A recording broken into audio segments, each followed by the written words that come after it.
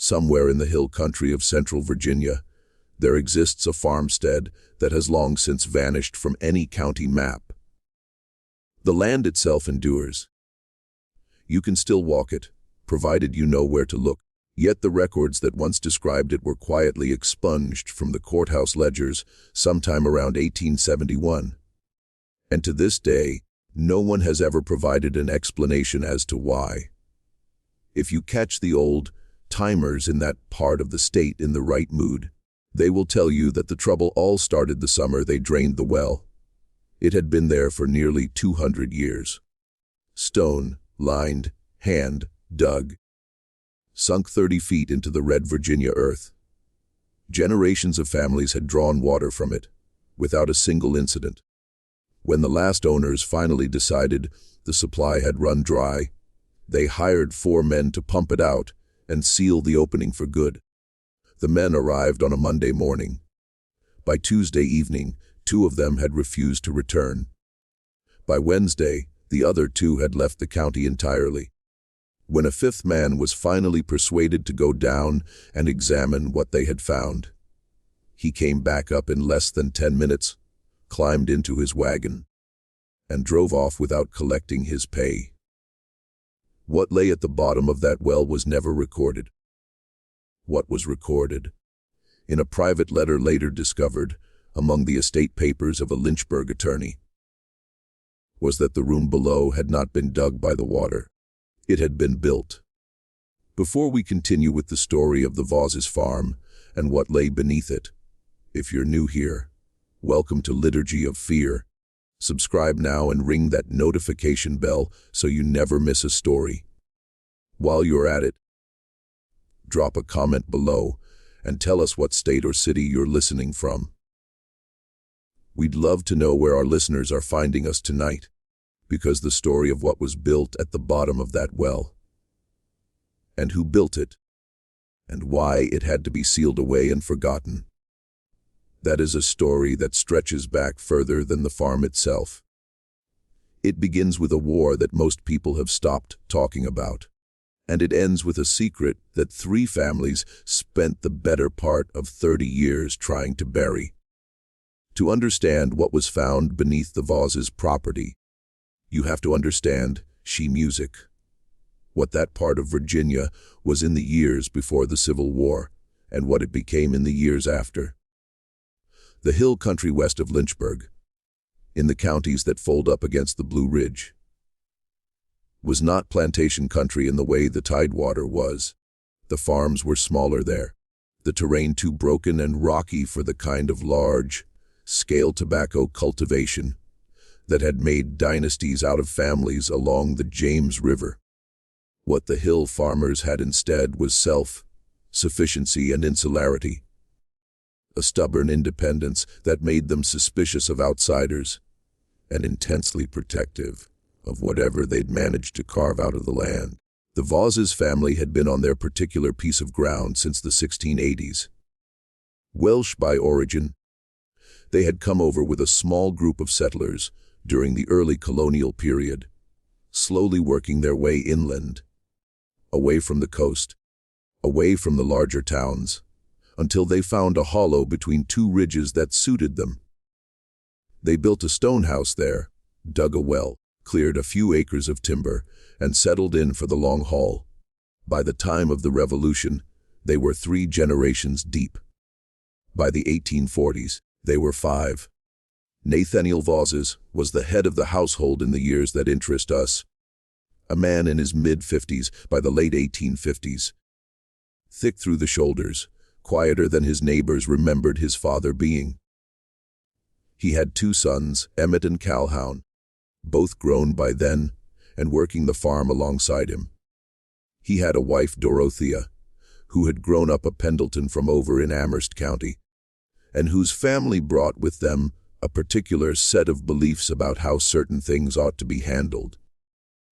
He had a daughter, Louisa, who was 17 and 18, and who kept a journal that would later become the primary source for everything we know about what happened on that farm in the years that followed. The Vawses were not wealthy, but they were not poor. They owned 3 enslaved people: a man named George, a woman named Hattie, and Hattie's son, a boy of about 12 called Wren. The legal and moral machinery that kept those 3 people in bondage was something Nathaniel Vawses had inherited, along with the farm and the well and the stone house and everything else. He had not chosen it precisely. He had not refused it either. What mattered for the purposes of what came later was the geography of the farm itself. The hollow was narrow.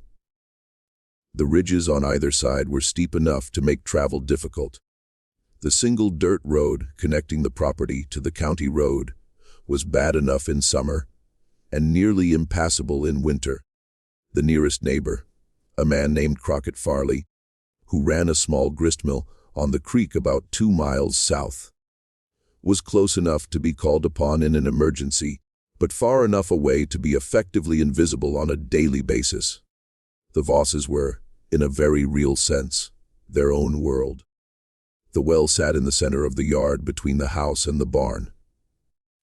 It was old enough that no one, then living, could remember its construction, though family tradition held that it had been sunk by the original Welsh settlers, Nathaniel's great-grandfather's people, sometime around 1690. It was lined with dry, fitted fieldstone all the way down, and it produced clean, cold water music year-round.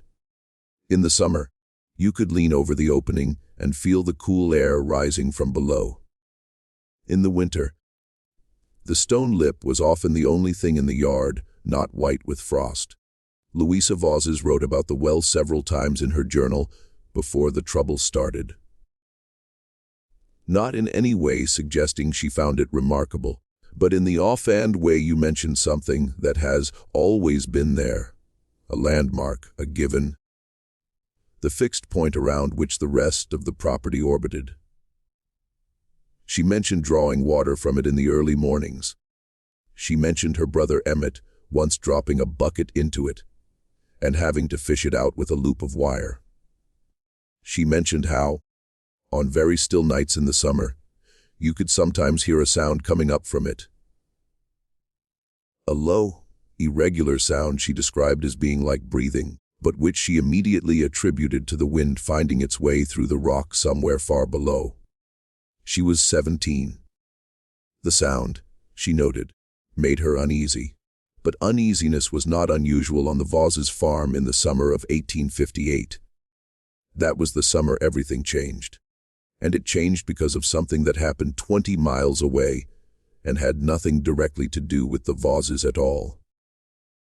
A man named Josiah Trent, who owned a larger farm over toward Rustburg in Campbell County, had been part of a network, loosely organized, carefully concealed, that had been moving enslaved people northward through the hill country for the better part of 15 years. It was dangerous work, and it was not work Trent had seen music taken on out of any pure abolitionist conviction. He had stumbled into it, from what the records suggest, through a series of circumstances that left him financially and morally entangled with a Quaker merchant in Lynchburg named Caleb Drummond.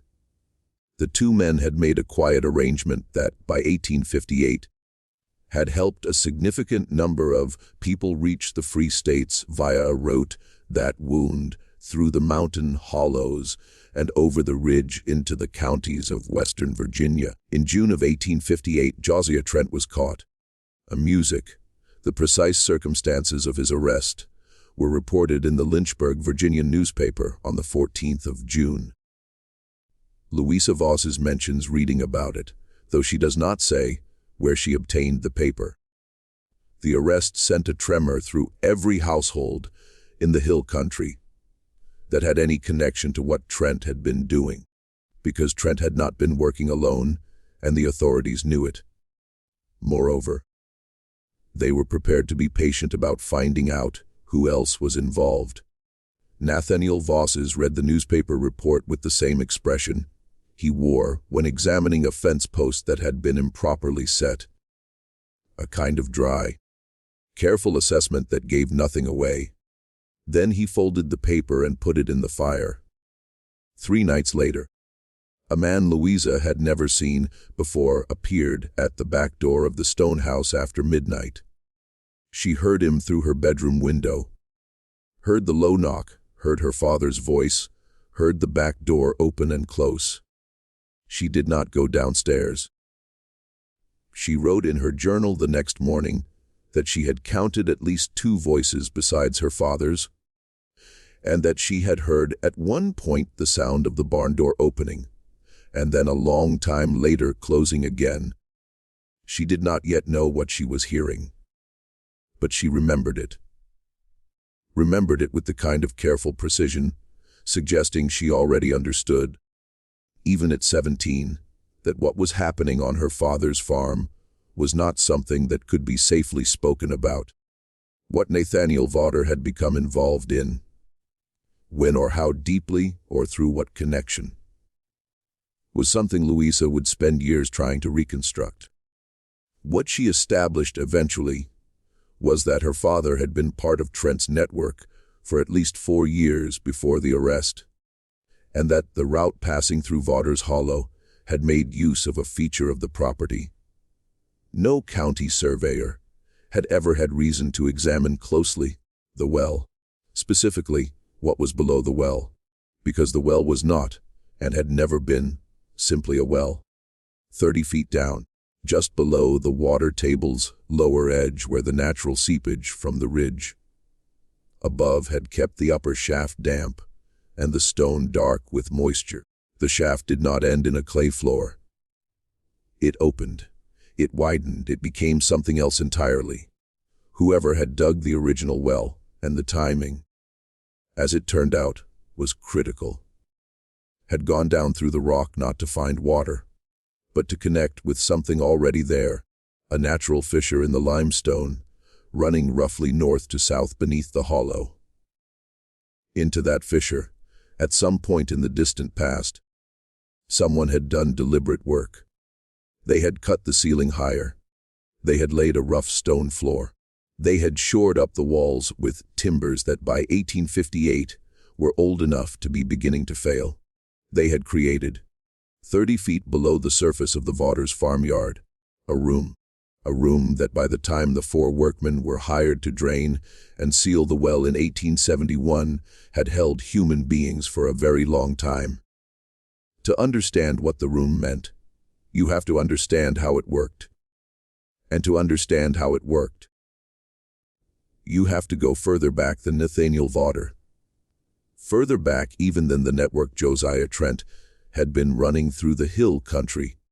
The limestone country of central Virginia is riddled with caves and natural passages, the same geology that produces the famous caverns further to the north, the ones that became tourist attractions in the 19th century. But the commercially celebrated caverns were only the visible portion of a far more extensive underground landscape, one the indigenous people of the region had known about for centuries before the first European settlers arrived, and one the settlers themselves stumbled upon in pieces as they dug foundations and wells and root cellars across the landscape. The Welsh settlers who came to Vawters Hollow in the 1680s were miners by tradition. Back home in the valleys of Wales, you learned early to read the landscape for what it hid below: coal seams, lead deposits, and the passages that connected them. When the man who would become Nathaniel Vawter's great-grandfather sank his well into the red Virginia earth, he was not surprised to find that the rock opened below the water line. He had been looking for it. He had sounded the ground with a steel rod the way he had been taught. Then he found the hollow place, before he ever broke the surface. What he built down there in those first years of the settlement, before the colony was established enough to make such things anyone else's business, was a storage room, a place to keep things that shouldn't freeze in winter and shouldn't spoil in the summer heat. Smoked meat, seed grain, the kind of reserves that meant the difference between a hard winter and a killing one. This is documented after a fashion in a fragment of a letter written in Welsh, found decades later folded inside the cover of a Bible that had been in the Vawser family since the original emigration. The translation, done by a scholar at a Virginia college in the 1890s who had been given the letter without being told where it came from, described a room below the family's water source. Cool and dry, suitable for preservation, accessible only through the well shaft above. For the better part of a century, that is presumably what it was, a cold cellar with an unusually difficult point of entry.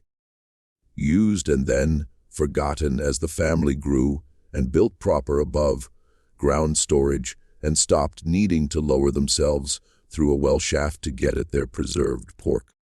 By the 1850s, Nathaniel Vawser, who had known about the room since childhood, having been shown it by his own father, who had been shown it by his, had repurposed it. He had repurposed it in a way his Welsh ancestor, digging into the limestone with his miner's rod and his survivalist arithmetic, could not have imagined.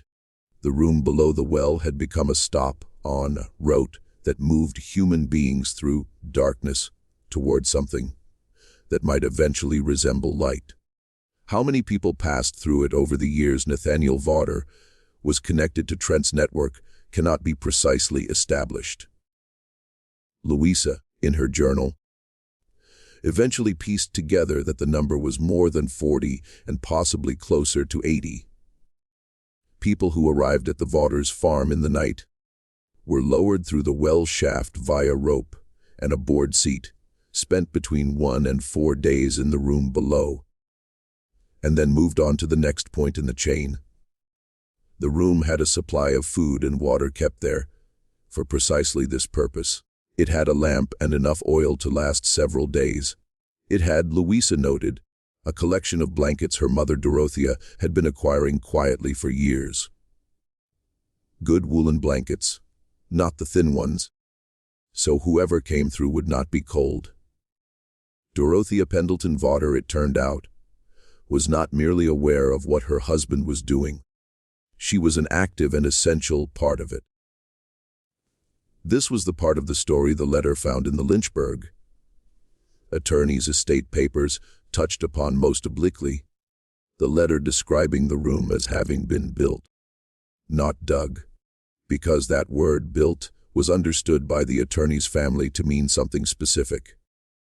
The attorney, whose name was Edmund Caskey, had represented one of the families involved in the investigation that followed Trent's arrest. The letter had been written to him by a client who needed him to understand the nature of what they were dealing with. The room below the Vawsers' well had been built over decades into something people could survive in. That was the horror and the miracle of it simultaneously. That someone had taken a natural crack in the limestone 30 feet underground and made it livable. Had installed the timber shoring, the plank floor, the ventilation from a second, much narrower fissure opening somewhere on the hillside to the north, concealed behind a growth of mountain laurel. Had thought through what a human being would need to survive 2, 3, 4 days in the dark below the earth. That care, that sustained, specific, long-term care, was not something Nathaniel Vawser had done alone or quickly or without help. It was the work of years. It was the work, possibly, of more than one generation. The nature of that work, its deliberateness, its human scale, the thought that had gone into the blankets and the lamp oil and the ventilation, was precisely what disturbed the men who came to drain and seal the well in 1871, years after the war had ended and the legal reason for the room no longer existed. The room was empty by then, but it was not abandoned in the way an unused space is abandoned. It was preserved. Every object was in its place. The lamp was trimmed and had oil in it. The blankets were folded. There was a tin cup on a ledge cut into the limestone, and inside the cup was a folded piece of paper, and on the paper was a list of names. The list of names on the paper in the tin cup was what sent the fifth workman up out of the well without collecting his pay. He could rid. Not well, but enough. What he saw on that list, in a hollow 30 feet underground on a farm in central Virginia, in 1871, was not what he had expected to find. He had expected maybe a root cellar, maybe an old cache of someone's hidden valuables. What he found instead was evidence of something that, in the years immediately following the Civil War and Reconstruction's beginning, carried a weight difficult to music to calculate. He left. He told his employer, a Lynchburg contractor named Silas Poor, only that the well needed to be sealed from the top and left alone, and that he would not discuss his reasons. Silas Poor, a practical man who recognized when a conversation was over, sealed the well and billed the estate, and said nothing further about it to anyone. At least, not for several years. It was Poor who eventually wrote the letter ending up in Edmund Caskey's estate papers. He wrote it, as best as can be determined, sometime around 1876, in response to a legal inquiry Caskey was conducting on behalf of an unnamed party with an interest in the Vawses property. In the letter, Poor described what his workmen had seen: the room, music, the blankets, the lamp, the ventilation shaft. He described the tin cup and the folded paper. He did not reproduce the names on the list, but he described the paper's appearance: old, folded many times, written in at least 2 different hands. The ink faded to a pale brown at the top and darker, more recent, toward the bottom, as if the list had been started decades earlier and added to over a long period of time. Edmund Caskey's response to this letter is not preserved, but what is preserved in the courthouse records of Campbell County, which were not subject to the same careful editing that apparently affected the records of the county where the Vawses farm was located, is a deed transfer dated 1877, in which the Vawses farm changed hands for a price substantially below its market value. The purchaser was a holding company whose principals included a name appearing in the records of the Virginia legislature in the 1870s. A man named Cornelius Dabney, who had been a member of the county court during the antebellum period and who had, according to contemporary accounts, been deeply invested in the investigation of the network Josiah Trent had been operating. Dabney had not found what he was looking for in 1858. The investigation following Trent's arrest had been thorough, but it had not reached the Vawses farm. Nathaniel Vaught had been careful. The hollow was remote, and the people who knew about the room below the well were either dead or silent. Trent himself, it appears, had never told anyone exactly where the route went after it left his property. This was almost certainly a deliberate design feature of the network. The people who ran these routes understood, by the mid-1850s, that the weakest point in any chain is the person who knows the whole of it. Trent knew his stretch. The person who received travelers from Trent knew their stretch. The intermediate contacts, the ones moving people from one station to the next, were often given only what they needed to complete their own leg of the journey, with no knowledge of what came before or after. A man arrested at one point could give up only what he knew, which was not the whole picture. Nathaniel Vaught, therefore, was not a name appearing in the investigation of Trent's network. He was not interviewed. His farm was not searched. The investigators, who spent the summer of 1858 combing the hill country, may well have driven past the mouth of the Vawses Hollow without stopping, their attention directed to farms and mills and crossroads communities named by someone. And the Vawses Hollow had not been named by anyone who was talking. What Cornelius Dabney brought to the search, what he was still pursuing, apparently nearly 20 years after the fact, was not information from the investigation itself, but something more personal and more persistent. He had been a member of the county court during the antebellum period. He had been, from what can be inferred from surviving records, the kind of man for whom the network Trent had been running represented not merely a legal violation, but a personal affront, an affront to an entire system of order and hierarchy and property law he had built his life around, and that the war had dismantled, and that he was spending his post-war years attempting to rebuild in whatever form remained available. He had made it his business, in the years after the war, to learn what the investigation of 1858 had failed to establish. He had talked to people. He had paid for information. He had read documents other people considered closed. By 1877, he had arrived, through a chain of reasoning and inquiry that cannot now be fully reconstructed, at the Vawses music farm and the sealed well. What he expected to find there is not known. What he found in the years between 1877 and 1879, when he owned the land, is also not known. The farm was quiet. The well was sealed. The house was deteriorating. And then the fire. Fires in rural Virginia in 1879 were not inherently suspicious. Old wooden structures burned. Chimneys failed. Sparks from a lantern could take a barn in minutes. The fact that this particular fire destroyed a stone house, not a wooden one, but a structure built from fieldstone standing since the 1680s, was somewhat more unusual. Stone houses do not burn the way wooden ones do. What burns in a stone house is everything inside it: the floors, the ceiling, the furniture, the papers, the books, the accumulated physical record of nearly 2 centuries of a family's presence on the land.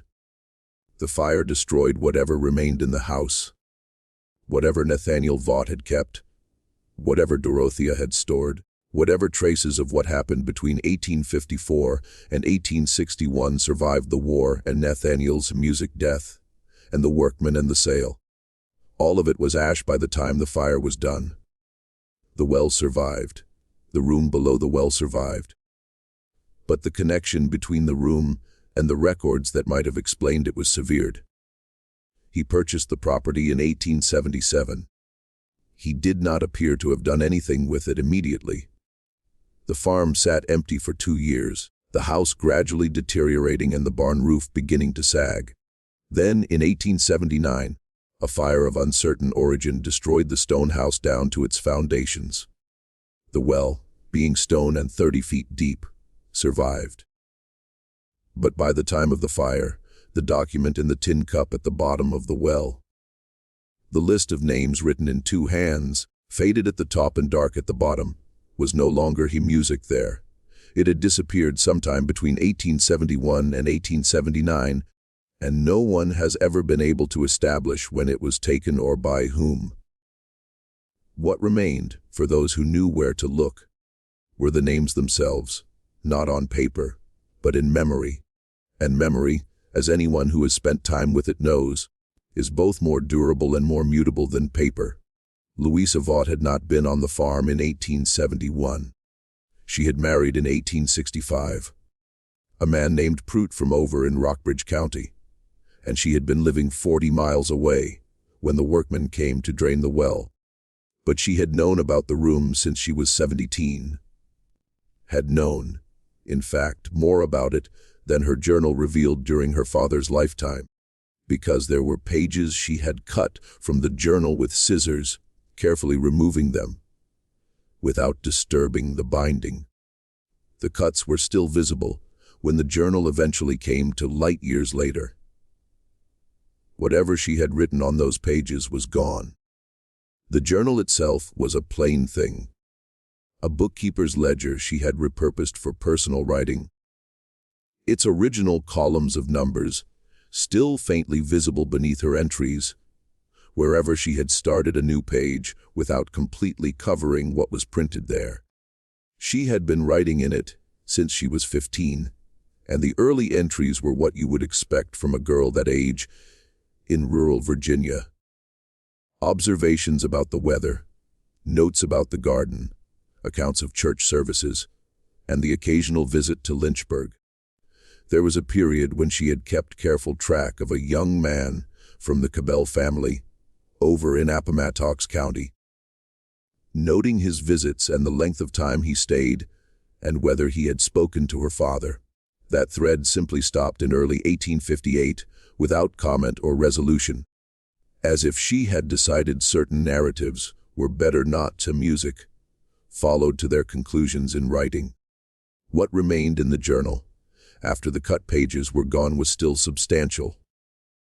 Years of entries covering the war, her marriage, her early years in Rockbridge County, and the births of her children. But the gap was visible, not just in the literal sense of the missing leaves, but in the texture of the writing around the gap. The entries immediately before and after the removed section had the careful, slightly formal quality of writing done with an awareness of being read, not falsely cheerful, but measured, deliberately unremarkable. The writing of someone who has decided consciously what to leave in and what to leave out. The entries that were cut covered, based on the page numbers and dates of the entries before and after, approximately 14 months, from the autumn of 1858 through the end of 1859, the months after Trent's arrest. The months when the network went quiet and the route north closed, and whatever was happening in the room below the Vawses well was happening without any of the usual movement of the chain above it. 14 months. The entries for that period gone. What she wrote in the resumed journal in January of 1860 was about a snowfall. 2 feet of snow in the hollow. The road to the county road completely impassable. Her brothers shoveling out the barn and the well. She described the well in that entry the same way she had always described it. A landmark, a given, the fixed point around which the property orbited. She said nothing about what was 30 feet below it. She had made her decision about what to keep and what to cut. She had been 18 years old when the 14 months began and 19 years old when they ended. She had lived through whatever happened in that hollow during those months. In that stone house with her father and her mother and her brothers, and the 3 people who were legally their property, and the room below the yard that was legally nothing at all. Whatever she knew, whatever she had been part of or witnessed, or simply heard through a bedroom window without being told directly, she decided to carry it herself, not to put it down on paper, not to leave it where a future stranger could find it and make of it what they would. She lived until 1903. She outlived her husband and 2 of her 4 children, and watched the world change in ways the girl, keeping a ledger journal in the Virginia hill country, could not have anticipated. She never returned to the Vawses farm after her marriage.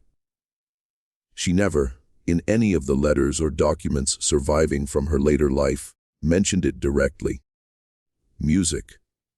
The only exception was the letter to her daughter about the fire. The one with the strange closing about hoping the trouble might now be allowed to rest. Her daughter, who had never known the farm and had no particular reason to find the letter's language unusual, had kept it among her own papers without thinking much about it. It was a letter from her mother about a fire at a property she had never visited. The kind you keep because it's from your mother, not because of what it says. Louisa was still alive in 1879 when the stone house burned. She wrote about it, music, in a letter to her daughter. A letter that survived because it was among the papers of the Prout family and had no obvious connection to anything anyone was looking for. In the letter, she described hearing about the fire from a neighbor who had ridden over to tell her.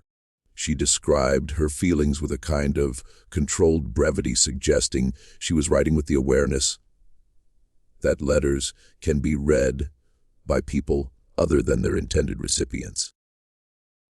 She said only that she was sorry the house was gone, that it had been a good house, and that she hoped Whatever had been troubling that particular piece of ground might now be allowed to rest.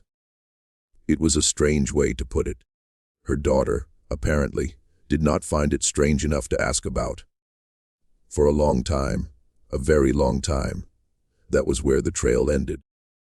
The trail might have ended there permanently, buried under a fire and a land transfer, and a carefully edited courthouse ledger, if not for a woman named Prudence Farley. Prudence was the granddaughter of Crockett Farley, the man with the grist mill 2 miles south of the Vawses Hollow, the nearest neighbor, the man close enough to be called upon in an emergency. Crockett Farley had died in 1883, leaving behind a mill his son ran, with indifferent success, for another decade before selling it, and a box of personal papers sitting in the attic of the family's house for 40 years before Prudence, cleaning out after her parents' deaths in 1921, opened it and found what was inside. The papers in the box were exactly what you would expect from a 19th century mill operator. In the Virginia Hill Country ledgers, correspondence about grain prices, a deed for a small parcel of land, several letters from relatives in Tennessee, and one thing you would not expect: a sealed envelope, unaddressed, in Crockett Farley's handwriting, to no one in particular, with the instruction written on the outside: "Do not open until I am gone. Another 20 years. Crockett Farley had been dead for 38 years when Prudence found the envelope. She opened it. Inside was a single sheet of paper covered on both sides in her grandfather's careful, cramped hand. It was dated July 1868. It described, in the methodical way of a man who had spent his life keeping accounts, what Crockett Farley had known about the Vawses farm and the room beneath the well. He had known more than might be expected from a neighbor 2 miles away. He had known because he had been part of it. Here the letter paused, not in the physical sense, but in the way a man's handwriting changes when he shifts from reporting facts to reporting feelings. Crockett Farley's penmanship throughout most of the document was the careful, even script of someone who had kept accounts for decades, who had learned early that legibility was a form of honesty, and that slanted, hurried writing was the habit of people who didn't want to be held to what they'd written. But in the paragraph describing his own involvement, the letters grew slightly larger, slightly less regular, as if finally committing this to paper after 9 years of silence had unlocked something in the hand the mind hadn't quite caught up to yet. He wrote that he had never considered himself a brave man. He had considered himself, above all else, a practical man. The practical calculation he had made sometime in the early 1850s when Nathaniel Vaught had come to him with the proposal.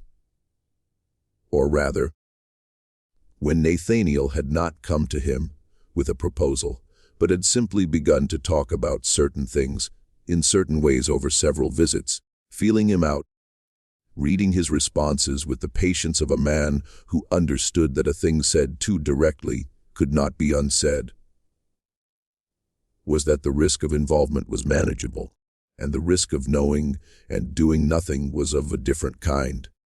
In the end, the blankets and the lamp oil were small things to provide.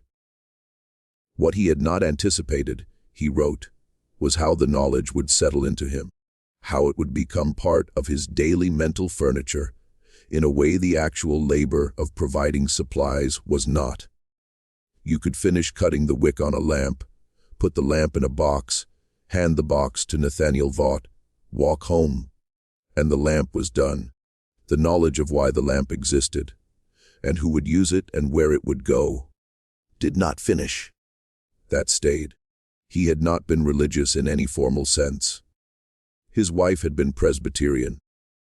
He had attended services with her and thought his own thoughts during the sermons. But after the first year of his involvement with what was happening at the Vawses farm, he found himself thinking in the idle moments at the mill, the hours when the water was doing the work, and he was only watching, about certain passages from the sermons he had half listened to, about being a stranger in a strange land, about the darkness of the valley.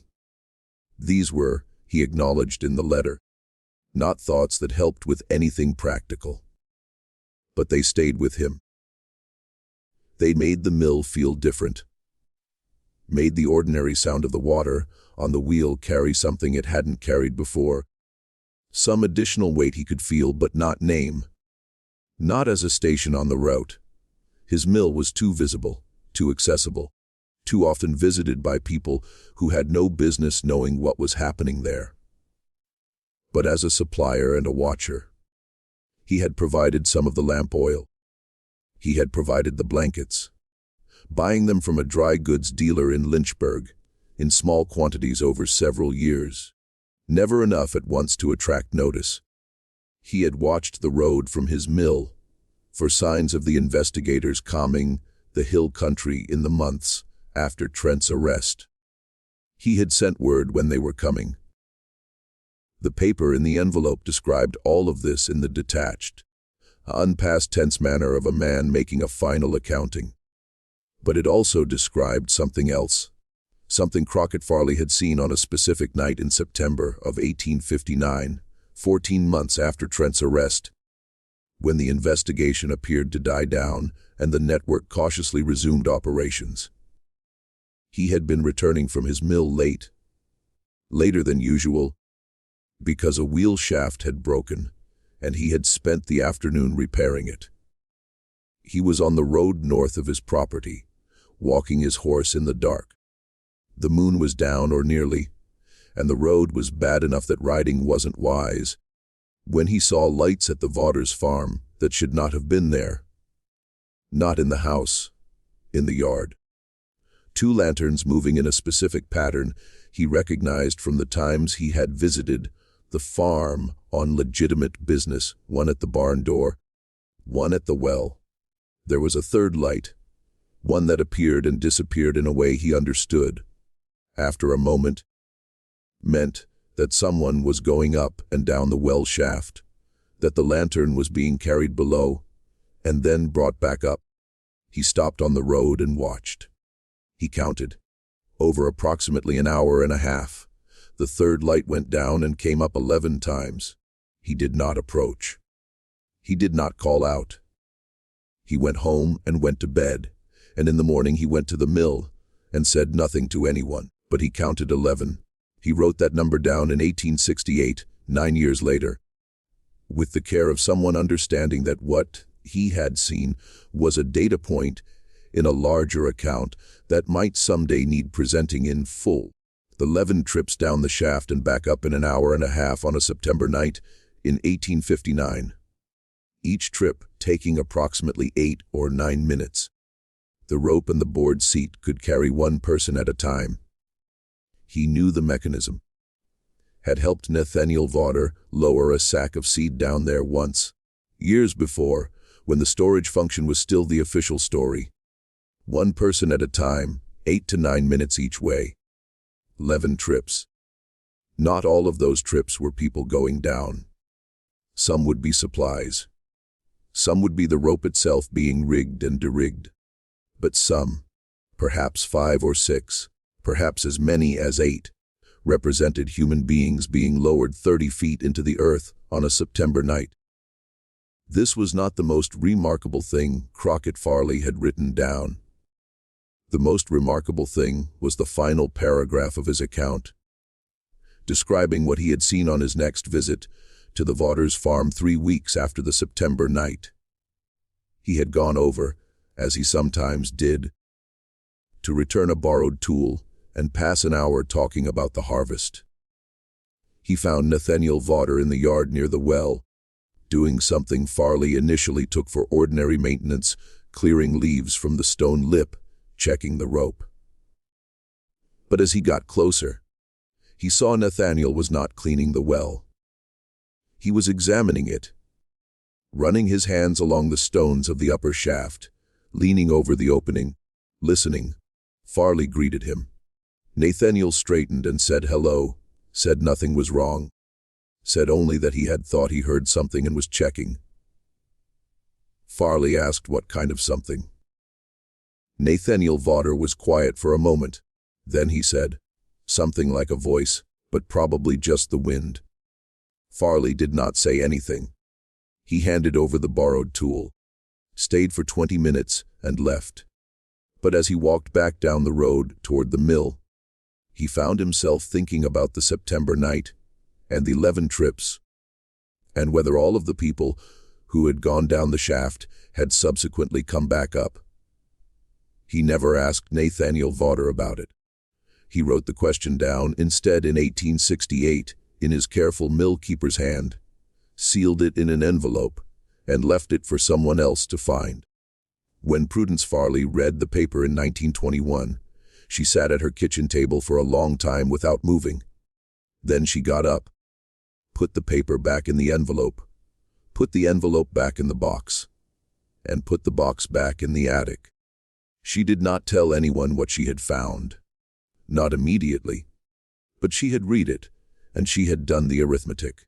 Prudence Farley was 53 years old in 1921, a practical woman who had worked as a schoolteacher in Amherst County for most of her adult life. She was not given to flights of imagination, and she was not, by any account, surviving, easily frightened. But the arithmetic in her grandfather's letter had lodged in her mind the way a splinter lodges in a finger. Not always painful, but always present. It took her 6 years to do anything about it. In 1927, she wrote to a history professor at a small college in Roanoke who had been conducting research into what was then beginning to be discussed cautiously as the Underground Railroad, the network of routes and hiding places and human courage that had moved people northward before the war. The professor, a man named Elbert Hogue, had published several papers on the subject and was known to be collecting personal accounts and documents. Prudence wrote to him carefully.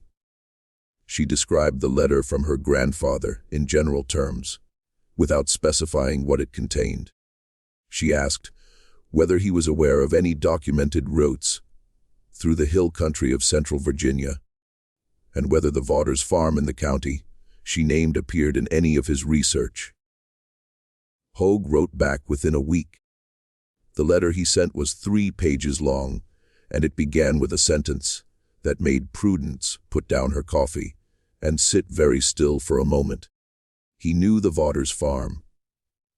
Not from living memory, but from 2 other sources he had been unable to reconcile until her letter arrived.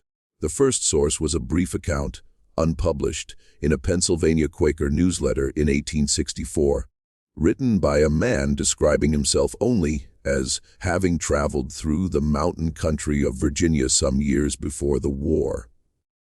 The account was fragmentary and deliberately vague.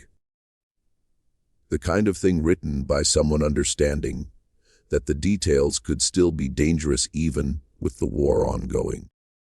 But it described a farm and a hollow, a well, and a descent into the earth that the writer compared, with an evident attempt at lightness, to going down into the mine country of the old country.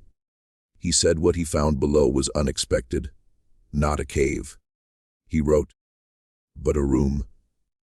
And in the room, 6 other people waiting, 7 people in the room below the Vawters' well at the same time. In the account's timeline, this would have been sometime in 1857 or early 1858, before Trent's arrest.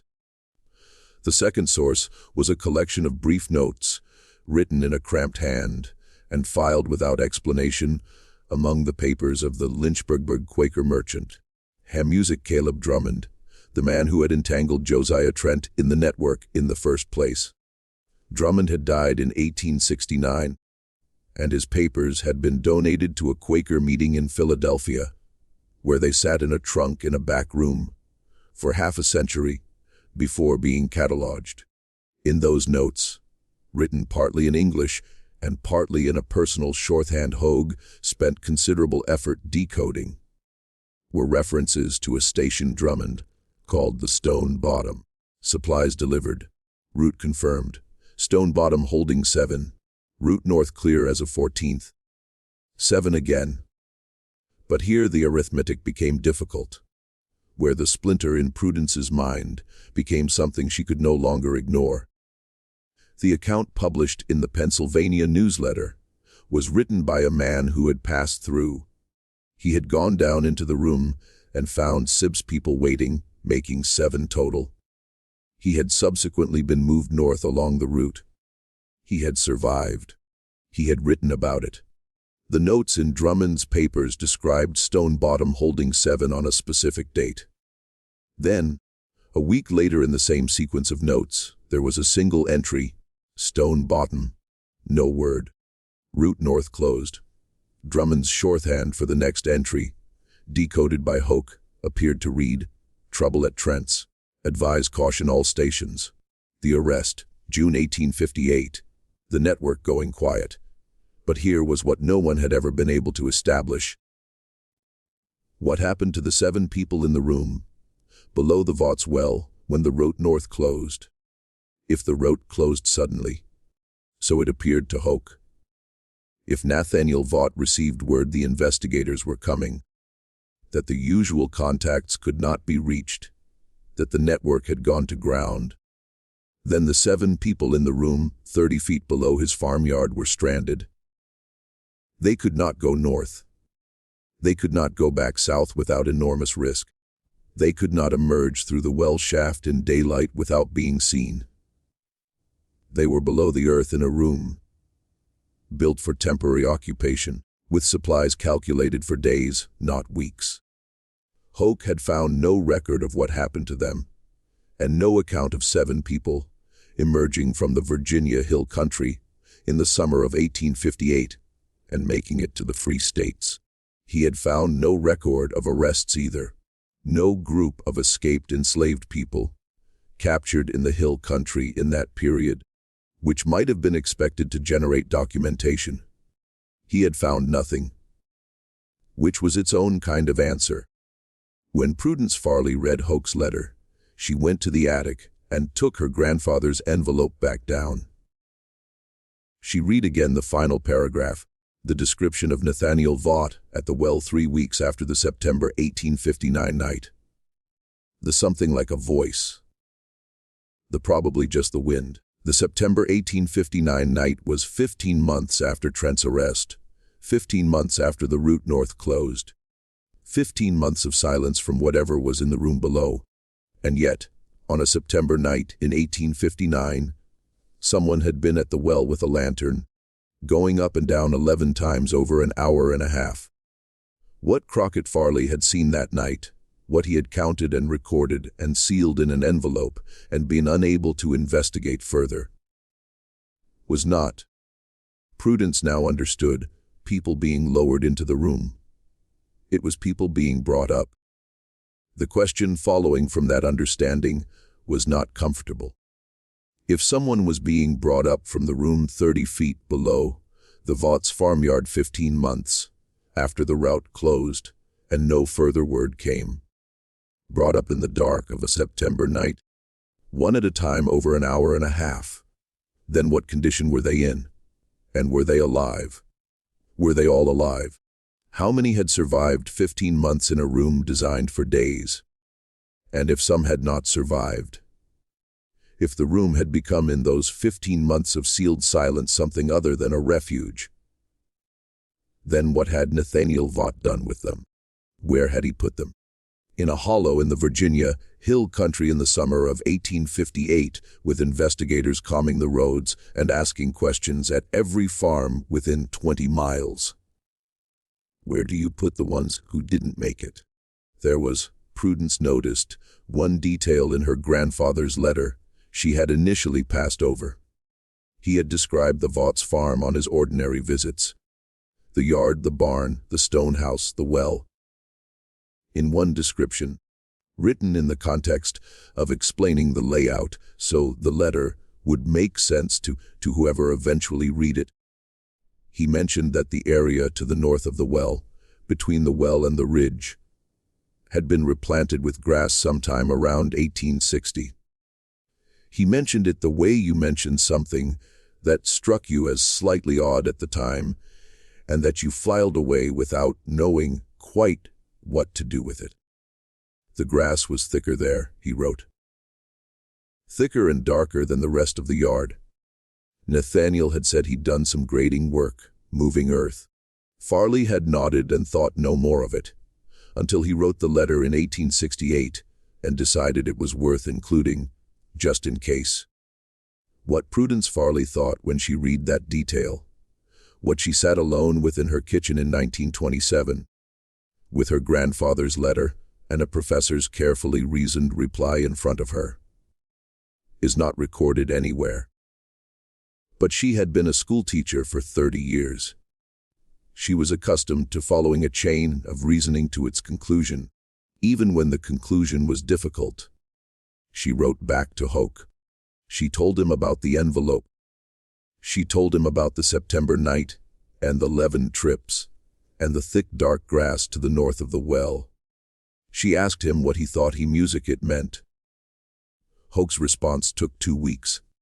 When it came, it was shorter than his previous letter.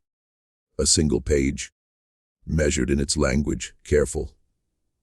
He wrote that he believed the Vaught farm had been an important station on a significant route, and that the events of 1858 had likely created a situation of extreme difficulty for everyone involved, including those sheltering in the room below the well. He wrote that the historical record was, in such cases, often incomplete by design. He wrote that he would like to visit the property, if it was still accessible, and that he would welcome the opportunity to conduct a careful examination of the grounds, particularly the area to the north of the well shaft. He never made the visit. He died in February of 1928, 4 months after writing the letter, from pneumonia. Prudence Farley lived until 1941. She gave Hoke's letters and her grandfather's envelope to a niece with instructions to put them in a safe place. The niece, who had never quite understood what the papers contained or why they mattered, put them in a box of family documents.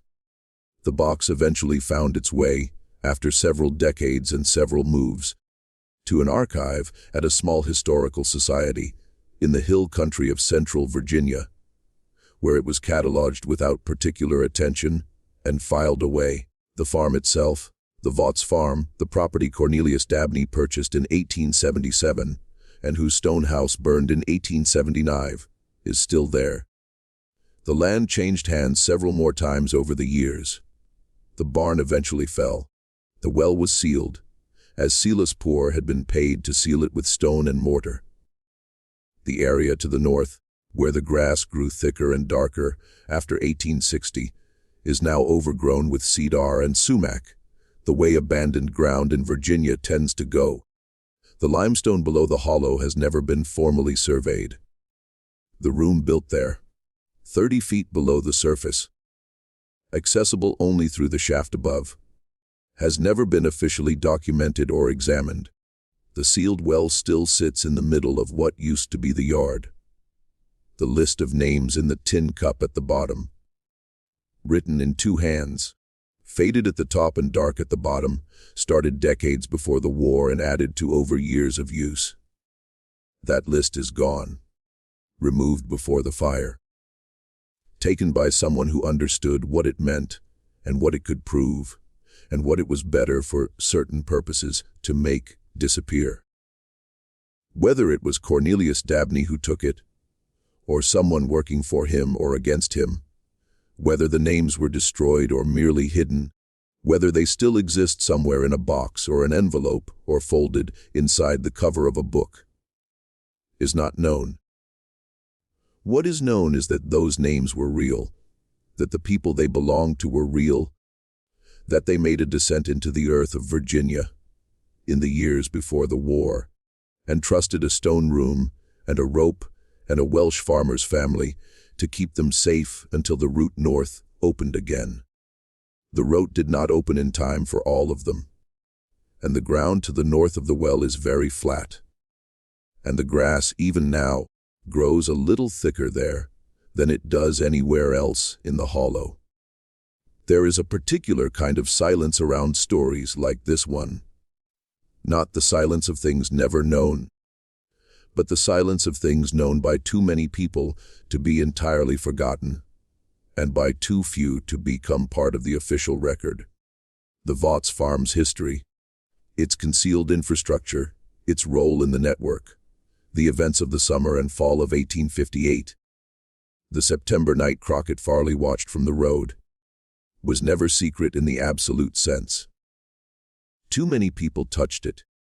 The workmen who drained the well in 1871, Silas Poor who sealed it, Edmund Caskey who received the letter, Cornelius Dabney who bought the land, Crockett Farley who counted 11 and wrote it down, Louisa Prout, Née Vawses who cut pages from her journal, and spent the rest of her life carefully not talking about what she had removed. All knew something. None knew everything. None were in a position, given the political climate of Reconstruction Virginia, given the ongoing danger of being connected to what Trent's network had been doing, given the very specific legal jeopardy attaching to certain kinds of knowledge, to say what they knew out loud in a form that would survive. The erasure was not the work of one person or one decision. It was the accumulated result of dozens of small choices made by people navigating an extremely complicated moral and legal landscape in a period when the wrong information in the wrong hands could destroy a family, or worse. Nathaniel Vaught did not empty the courthouse ledgers. He did not burn his own house.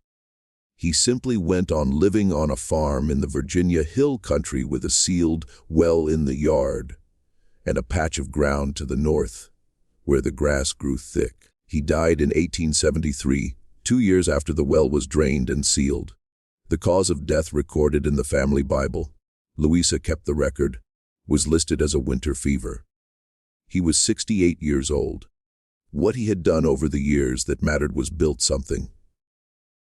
Not just the room.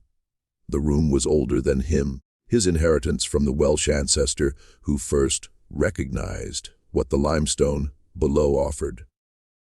What he built was the system around it, the contacts, the timing, the supply chain of blankets and lamp oil and preserved food, the careful watching of the county road, the management of a secret that grew larger and more dangerous with every year it was maintained. What happened in the summer of 1858, when the route closed and the people below the well were stranded? Whatever he decided in those weeks and months, whatever choices he made, whatever the thick grass to the north of the well eventually came to cover, those decisions were made by a man operating in the dark in every sense, with no good options, no outside authority to appeal to, and no way to ask for help without destroying everything he had built and everyone who depended on it. We do not know what he decided. We can only see the outcome: the sealed well, the altered ground, the missing pages, the paper removed from the tin cup before the fire. What we can say, what the evidence, partial and fragmentary as it is, allows us to say, is that the room below the Vawses well was built in service of a purpose that was, whatever else it was, an act of sustained and music, deliberate human care. Someone thought about what a person would need to survive in the dark. Someone counted the days and calculated the oil and folded the blankets and cut the ventilation shaft through the limestone to the hillside above. Someone kept a list of names. The names are gone, but the room is still there, below the sealed well, in the hollow between the ridges. The timbers shoring the walls are older now, and the plank floor has probably collapsed, and the limestone has been working at the mortar for a century and a half. But the natural fissure the Welsh miner found when he sounded the ground in 1690 does not care about time. It is still there, cool and dark, running north to south beneath the Virginia earth. On the wall of that room, Louisa's journal mentions this in what appears to be a transcription of something her father told her. noted in one of the entries not cut out. On the wall of that room, scratched into the limestone by the people who waited there are marks, not words, as far as Louisa's account suggests. Marks, lines, the kind you make to count the days. She does not say how many lines there are.